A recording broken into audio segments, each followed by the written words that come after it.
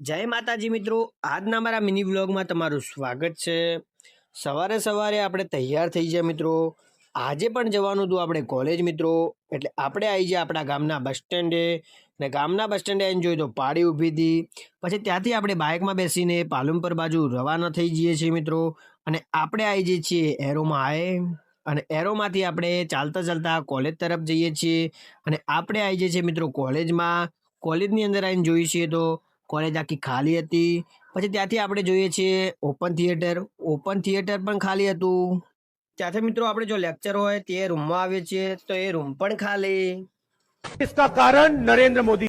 પછી મિત્રો આપણે લેક્ચર ભરીને બહાર આવીએ છીએ તો જોઈએ છીએ લોબી પણ ખાલી। પછી કોલેજની બહાર આવીએ છીએ તો કોલેજ પણ ખાલી।